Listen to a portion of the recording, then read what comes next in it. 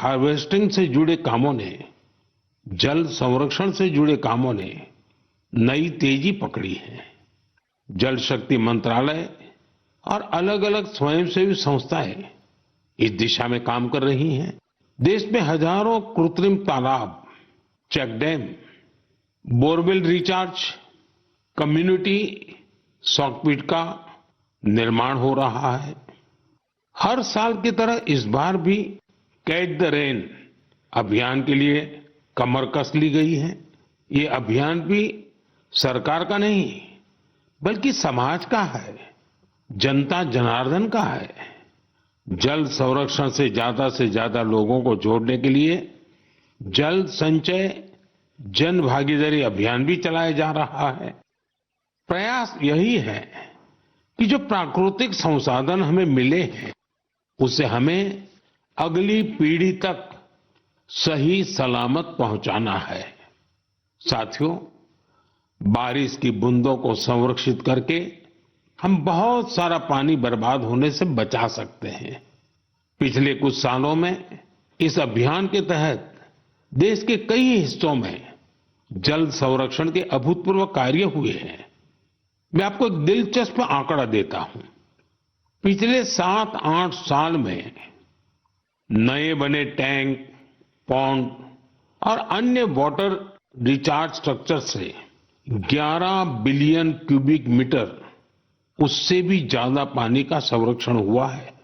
अब आप सोचेंगे कि 11 बिलियन क्यूबिक मीटर पानी कितना पानी होता है?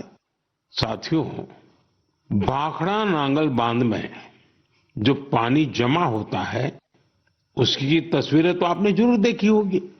ये पानी गोविंद सागर झील का निर्माण करता है। इस झील की लंबाई ही 90 किलोमीटर से ज्यादा है। इस झील में भी 9-10 बिलियन क्यूबिक मीटर से ज्यादा पानी संरक्षित नहीं हो सकता है। सिर्फ 9-10 बिलियन क्यूबिक मीटर। और देशवासियों ने अपने छोटे छोटे प्रयास से देश के अलग अलग हिस्सों में 11 बिलियन क्यूबिक मीटर पानी के संरक्षण का इंतजाम कर दिया है ना ये शानदार प्रयास? साथियों, इस दिशा में कर्नाटका के गडक जिले के लोगों ने भी मिसाल कायम की है। कुछ साल पहले यहां के 2 गांवों की झीलें पूरी तरह सूख गई। एक समय ऐसा भी आया जब वहां पशुओं के पीने के लिए भी पानी नहीं बचा। धीरे धीरे झील घास फूस और झाड़ियों से भर गई। लेकिन गांव के कुछ लोगों ने झील को पुनर्जीवित करने का फैसला किया और काम में जुट गए। और कहते हैं ना, जहां चाह वहां राह। गांव के लोगों के प्रयास देखकर आसपास की सामाजिक संस्थाएं भी उनसे जुड़ गई। सब लोगों ने मिलकर कचरा और कीचड़ साफ किया और कुछ समय बाद झील वाली जगह बिल्कुल साफ हो गई। अब लोगों को इंतजार है बारिश के मौसम का। वाकई ये कैच द रेन अभियान का शानदार उदाहरण है। साथियों, आप भी सामुदायिक स्तर पर ऐसे प्रयासों से जुड़ सकते हैं। इस जन आंदोलन को आगे बढ़ाने के लिए आप अभी से योजना जरूर बनाइए। और आपको एक और बात याद रखनी है, हो सके तो गर्मियों में अपने घर के आगे मटके में ठंडा जल जरूर रखिए। घर की छत पर या बरामदे में भी पक्षियों के लिए पानी रखिए। देखिएगा, ये पुण्य कार्य करके आपको कितना अच्छा लगेगा।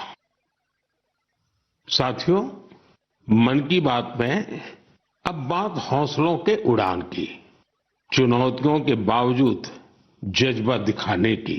कुछ ही दिन पहले संपन्न हुए खेलो इंडिया पैरा गेम्स में एक बार फिर खिलाड़ियों ने अपनी लगन और प्रतिभा से सबको हैरान कर दिया।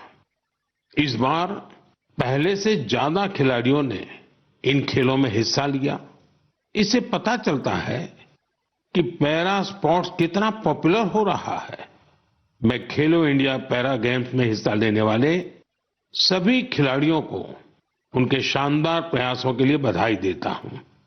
हरियाणा, तमिलनाडु और यूपी के खिलाड़ियों को पहला, दूसरा और तीसरा स्थान हासिल करने के लिए शुभकामनाएं देता हूं।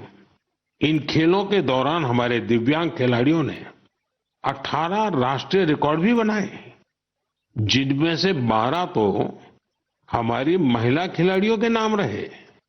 इस बार के खेलो इंडिया पैरा गेम्स में गोल्ड मेडल जीतने वाले आर्म रेसलर जॉबी मैथ्यू ने मुझे चिट्ठी लिखी है।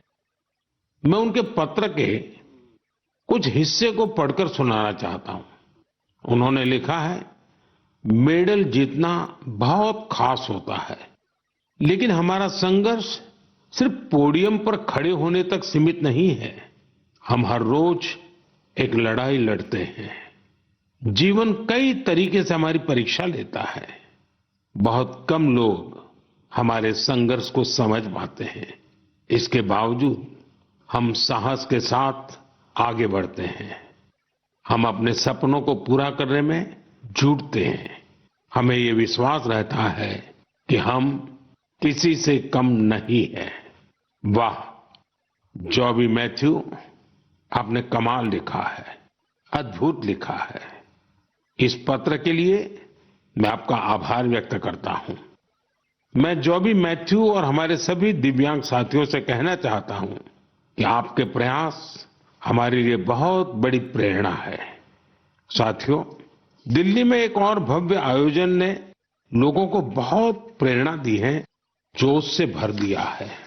एक इनोवेटिव आइडिया के रूप में पहली बार फिट इंडिया कार्निवल का आयोजन किया गया। इसमें अलग अलग क्षेत्रों के करीब 25,000 लोगों ने हिस्सा लिया।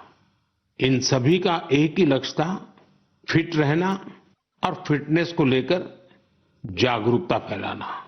इस आयोजन में शामिल लोगों को उनके स्वास्थ्य के साथ साथ पोषण से जुड़ी जानकारियां भी मिली। मेरा आग्रह है कि आप अपने क्षेत्रों में भी इसी तरह के कार्निवल का आयोजन करें।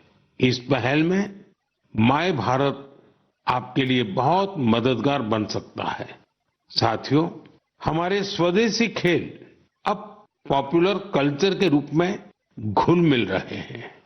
मशहूर रैपर हनुमान काइंड को तो आप सभी जानते ही होंगे। आजकल उनका नया सॉन्ग रन इट अप काफी फेमस हो रहा है। इसमें कलारियापट्टू, गतका और थांगता जैसी